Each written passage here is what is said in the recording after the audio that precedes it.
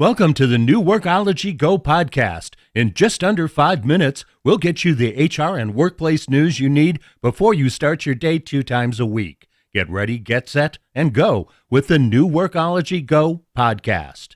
Here are today's HR and workplace news headlines from the Workology Go Podcast. I'm Jessica Miller-Merrill. This podcast is sponsored by Workology. This year has been one where I'm really focused on personal transformation, behavioral change, and growth. There are a number of things that have helped me a lot, and one of those things has been personal affirmations. Now, I have written about some of my favorite affirmations on the Workology site, and I'll link to those if you're looking or interested in those. But one right now that I've really been focusing on is, I love and accept myself exactly as I am. While affirmations may not be your thing, there are a whole host of technologies, tools, books, and other resources that can help you in your personal and professional growth. One area that I've been enjoying learning a lot about is called nudge psychology. Nudge psychology uses technologies, notes, affirmations, and other little gentle reminders for you to help make a good decision. For example, my iWatch reminds me to stand up if I've been sitting for too long. You might also use your calendar this way to remind you to go to the gym or to use an affirmation to help lessen or eliminate self-talk. Today's featured article comes from Psychology Today and is titled, Nudge Your Way to Better Choices. Now, I'll link to this article from Psychology Today in the transcript of this podcast. It's really exactly what I've described and can really help you in some really amazing ways. Another book that I'm really enjoying reading right now is called Psychological Triggers. Written by Peter Hollins, it helps you understand the triggers that lead to your decisions and patterns of behavior that are negative, bad, or you just want to change.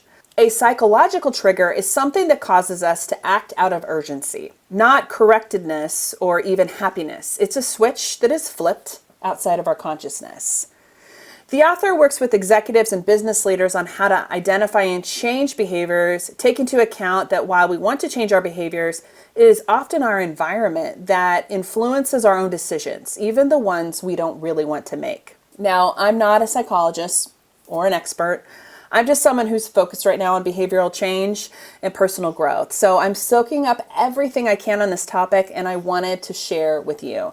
I really like this book because he talks a lot about identifying environments or situations which are triggers that lead you to make those poor decisions. For example, this week I came to the office and I had a small confrontation with someone.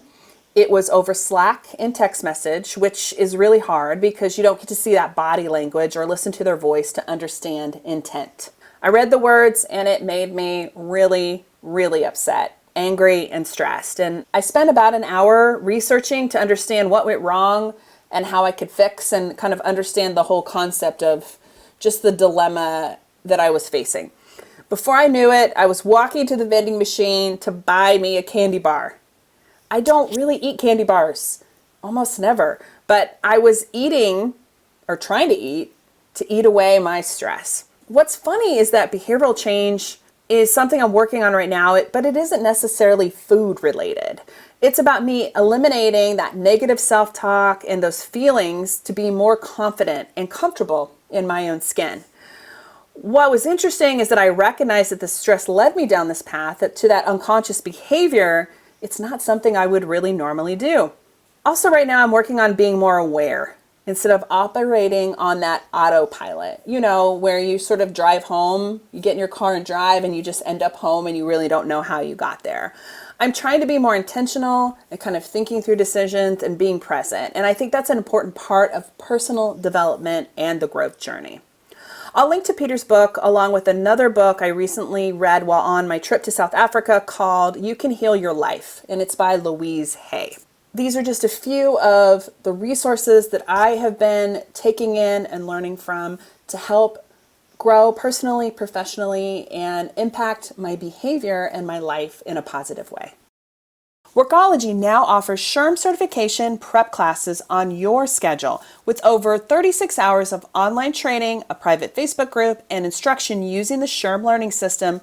We give you the resources you need. Visit workology.com/products to learn more.